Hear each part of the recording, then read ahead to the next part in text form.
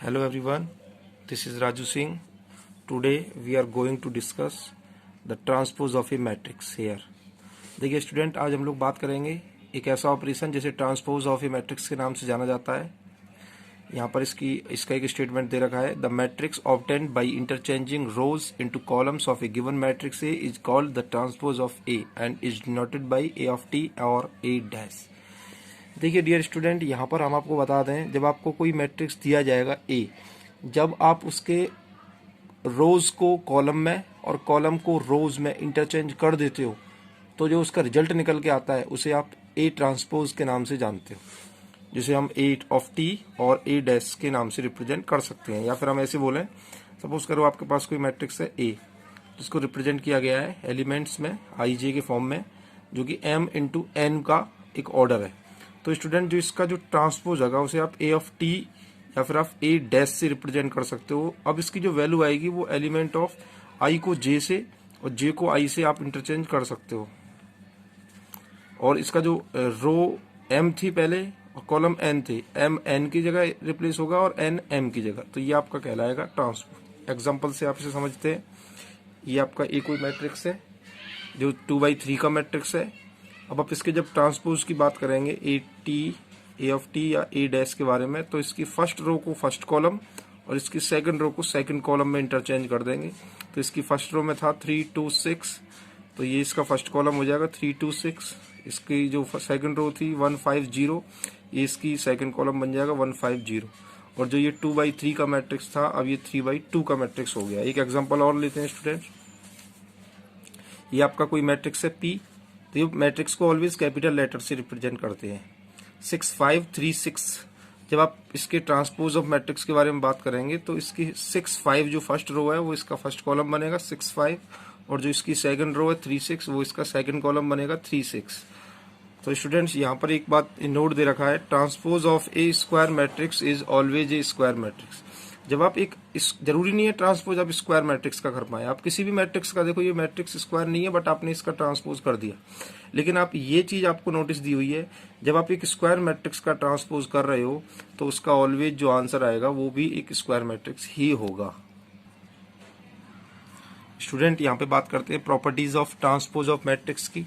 देखिए इसमें first property दे रखी है, जब आप किसी मैट्रिक्स का ट्रांसपोज दे रखा है आपको और आप उसका अगेन ट्रांसपोज करोगे, यानी एक मैट्रिक्स को आप 2 टाइम जब आप ट्रांसपोज करते हो तो वो अपनी सेम पोजीशन में रिप्लेस हो जाता है, यानी ए आ जाएगा। स्टूडेंट, जब आप ए प्लस बी के होल ट्रांसपोज कर रहे हो तो आप उसको ओपन करोगे तो ये ए का ट्रांसपोज प्लस बी का ट्रांसपोज में इंटरचेंज हो जाएगा।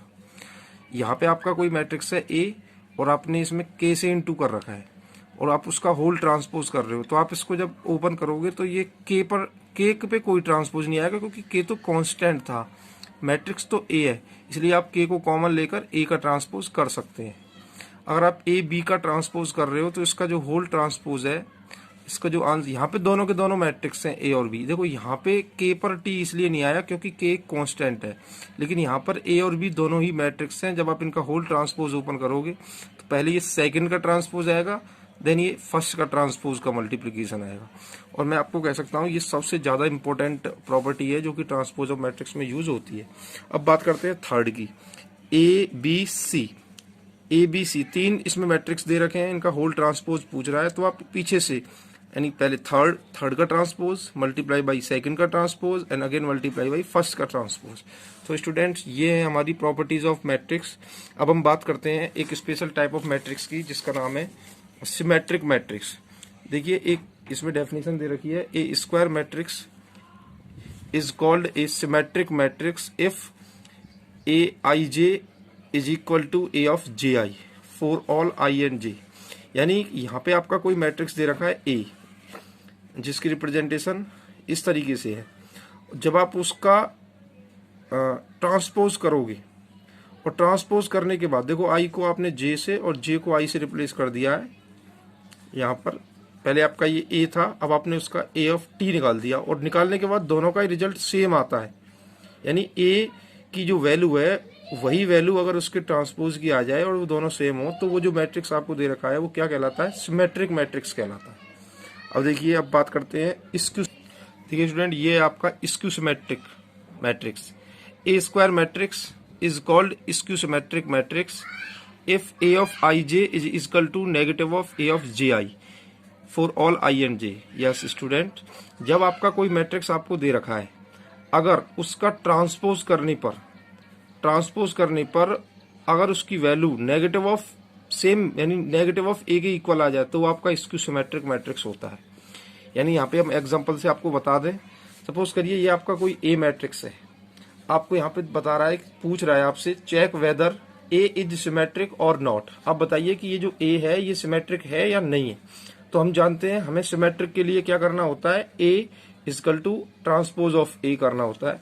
तो हम पहले इस ए से इसका ट्रांसपोज ऑफ ए निकालेंगे। तो हमने इसकी फर्स्ट रो को फर्स्ट कॉलम और हमने इसकी सेकंड रो को सेकंड कॉलम और हमने इसकी थर्ड रो को थर्ड कॉलम कर दिया। हमने इसको ट्रांसपोज कर दिया है। अब हम इन दोनों में इक्वालिटी देखते हैं तो इन दोनों का फेस बिल्कुल सेम है, यानी yes A equal to A T यानी ट्रांसपोज ऑफ ए।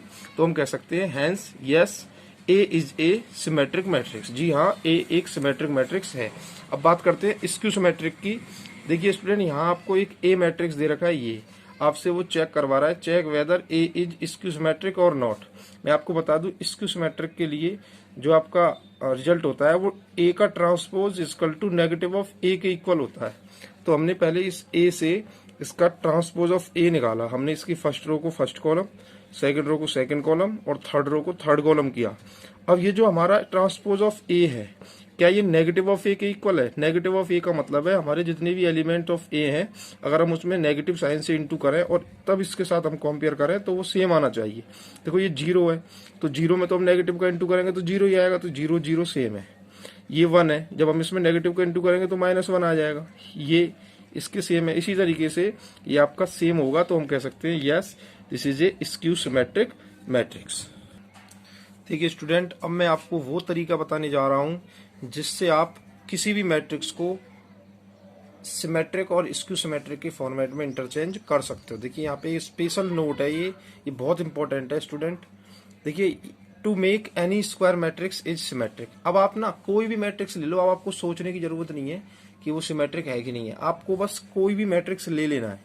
देखिए यहाँ पे हमने कोई मैट्रिक्स लिया ए, अब आपको इसे ऐसे रिप्रेजेंट करना है, देखो जैसे ये सिमेट्रिक बन जाए।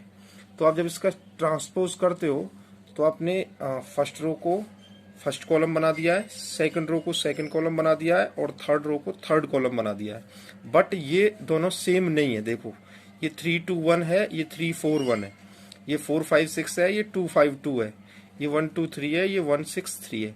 इट मीन्स ये दोनों सेम नहीं है, तो ये बिल्कुल भी सिमेट्रिक नहीं हो सकता। लेकिन अगर आप इनको सिमेट्रिक बनाना चाहते हो तो आप इन दोनों को ऐड कर दीजिए। जब आप इनको ऐड करोगे तो आपका रिजल्ट आएगा ये। अब स्टूडेंट्स ये एक न्यू मैट्रिक्स होगा जिसे आप एक न्यू फॉर्मेट यानी किसी भी वर्ड से कैपिटल लेटर से आप इसे रिप्रेजेंट कर सकते हैं। और अब जो आंसर आया ये मैट्रिक्स आपका एक सिमेट्रिक मैट्रिक्स होगा। देखिए इसका फर्स्ट रो 6 6 2, इसका फर्स्ट कॉलम 6 6 2, इसकी सेकंड रो 6 10 8, इसका सेकंड कॉलम 6 10 8 और इसकी थर्ड रो 2 8 6 और इसका थर्ड कॉलम 2 8 6। तो स्टूडेंट्स ये आपका जो मैट्रिक्स है ये आपका एक सिमेट्रिक मैट्रिक्स है। तो आप ये कह सकते हैं where P is a symmetric matrix where P dash is equal to P। अब बात करते हैं स्क्यू सिमेट्रिक की। देखिए student, to make any square matrix is skew symmetric. आपको कोई भी मैट्रिक्स दे रखा है ए, कोई भी ले लेना है आपको, या फिर कोई दे रखा है तो आप उसका ट्रांसपोज करिए और जो आप पहले प्लस कर रहे थे सिमेट्रिक के लिए अब आप उसको माइनस कर दीजिए।